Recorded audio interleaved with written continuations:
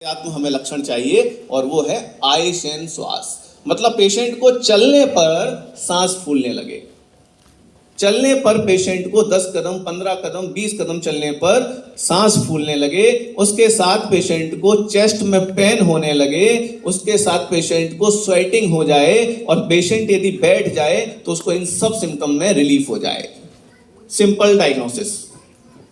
तो ये हो गया आपका कफज हृदय रोग, जहां पर वेदना जो है, जो सूल है, चेस्ट पेन है, वो मंद रहेगा, कम रहेगा, बीच बीच में होगा और बहुत तीव्रता नहीं होगी उसकी। तो ये कफज हृदय रोग हो गया आपका डायग्नोसिस।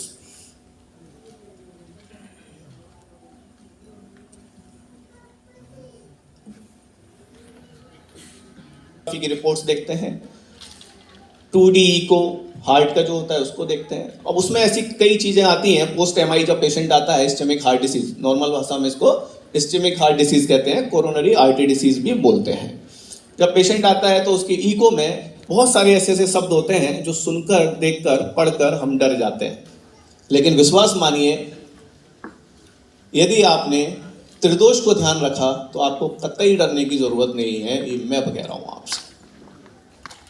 उसमें लिखा होगा मायोपैथी, उसमें लिखा होगा ग्लोबल हाइपोकाइनेसिया, उसमें लिखा होगा akinesia, akinetic, LVF left ventricle ejection friction 30%, 40%, 50%, up to 65 to 70 normal माना जाता है।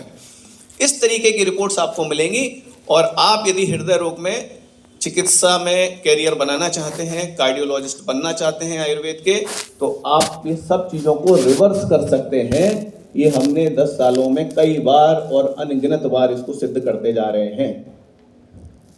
2 से 3 महीने में पेशेंट ऐसी रिपोर्ट्स उनकी रिवर्स हो जाती हैं। और डॉक्टर जहां पर हम इको के लिए भेजते हैं, जिन हॉस्पिटल्स में डॉक्टर 3-3 बार 4-4 बार बुला के उनकी इको करते हैं कि ये कैसे हो गया, इतना सारा इंप्रूवमेंट की ग्लोबल हाइपोकाइनेसिया तो ये गया कहां।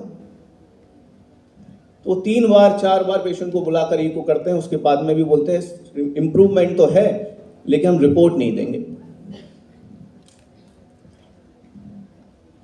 आप सोचिए, इतना तक हमें एविडेंस जनरेट करने के लिए स्ट्रगल करना पड़ता है। अब पेशेंट खुश, हम खुश, क्या जरूरत है, लेकिन आप लोगों को दिखाने के लिए हमें वो जनरेट करना पड़ता है। लेकिन आज हम एविडेंस के बारे में बात इसलिए नहीं कर रहे हैं क्योंकि आप लोग सब, मुझे अधिकतर लोग जानते हैं कि एविडेंस के लिए ही मुझे जाना जाता है। तो इसलिए कल लास्ट टाइम मैं उदयपुर में था या जयपुर में था, जयपुर में, तो मैं दिखा रहा था एविडेंसेस। तो सब लोगों की डिमांड ये थी, सर ये तो हमें मालूम है, आप सीधे डायग्नोसिस और ट्रीटमेंट पर आइए। तो हमने इस बार कोशिश की, हम ऐसा ही जाएंगे। और आपको एविडेंसेस वगैरह देखना है तो सोशल मीडिया पर और हमारे जो रिसर्च पेपर्स पब्लिश हैं उनमें जाके देख सकते हैं। तो कफज हृदय रोग का डायग्नोसिस समझ में आया आपको? देखो, ऐसे काम नहीं चलेगा, मैं बोलने ही वाला नहीं इसके आगे। बोलो जी सर या नो सर, कुछ तो बोलो। यस, अब आया ना मजा? जितना मजा आप लोग वहां से आवाज में मुझे रिफ्लेक्ट करते रहेंगे, मैं उतना अच्छा बोलता हूं। और ऐसा लगेगा कि मुझे पब्लिक सो रही है या ऐसा है कि उसको मजा नहीं आ रहा है, तो मैं क्विट कर लेता हूं, क्योंकि मैं पब्लिक के अकॉर्डिंगली बोलता हूं, है ना। इसलिए हम कनेक्ट करेंगे। I am not here to give lecture, मैं यहां पर आपके साथ कनेक्ट करने के लिए आया हूं, है ना। तो आपकी क्वेरीज को भी लेंगे हम, इसलिए आपको भी ध्यान से सुनना पड़ेगा, नहीं तो मैं आप लोगों से लास्ट में प्रश्न पूछूंगा। फिर ये क्लास बड़ी गड़बड़ होती है मेरी, मैं लास्ट में खड़े करके प्रश्न पूछने लगूं मैंने क्या बताया था, बोलो, राइट। तो इसलिए ध्यान से सुनना, सोना नहीं। और इसके बाद खाना भी मिलेगा। तो कफज हृदय रोग में जब पेशेंट को ISD हो, इस्चेमिक पेन हो, चलने पर पेशेंट को छाती में दर्द हो, चेस्ट पेन हो, स्वेटिंग आ जाती हो, बैठने पर रिलीफ हो जाता है, ऐसे सभी पेशेंट्स में जहां पर पेशेंट स्थूल हो। कफज हृदय रोग के लिए पहला क्या चाहिए हमें?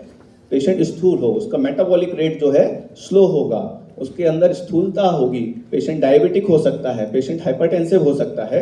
ये सारे उसमें लक्षण आपको देखने को मिलेंगे। तो वहां पर जो सबसे पहला ड्रग ऑफ चॉइस है वो है, अब चिकित्सा की बात हो और आचार चरक की ना हो, तो ये वहीं से लिया है हमने, कनादी चूर्ण।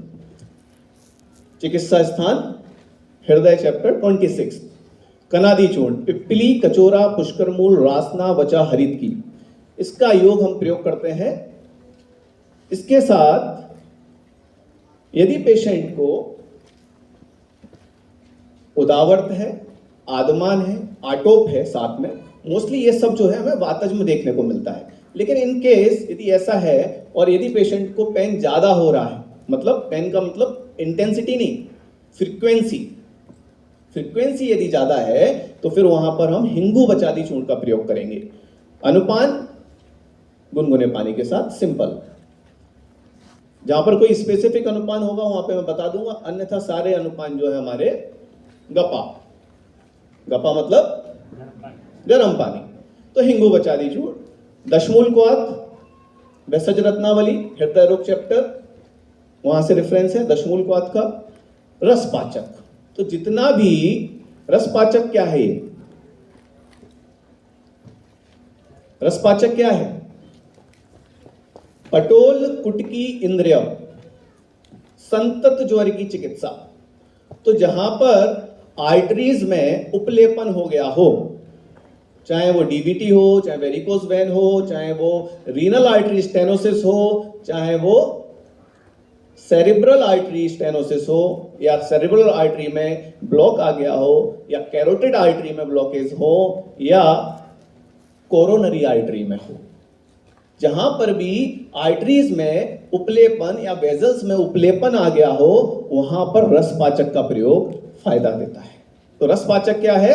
ज्वर की चिकित्सा से लिया हुआ कल्प है, पटोल कुटकी इंद्रिय, तो वहां से यह कल्प है और इसका कार्य जो है रस धातु पर है। हृदय क्या है? रस व स्रोतस का मूल है। और ज्वर, अरे वाह, अब कनेक्ट होने लगा, राइट? समझ में आया क्यों लिया है?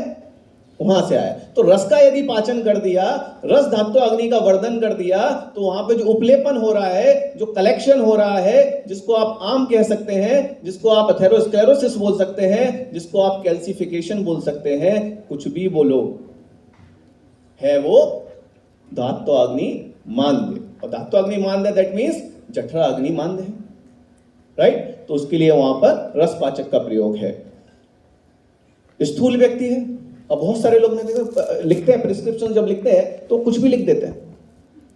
तो कुछ भी प्रिस्क्रिप्शन लिखने के पहले, व्यवस्था पत्र बनाने के पहले, कलम चलाने के पहले यह सोचना है कि कौन सा कल्प किसको देना चाहिए और कौन सा नहीं देना चाहिए। तो हृदयार्णव रस हमेशा जो है देंगे तो स्थूल व्यक्ति में देंगे, कफज हृदय रोग में देंगे, पित्तज और वातज में नहीं देना है, क्योंकि ये लेखन करता है, इसमें ताम्र भस्म है।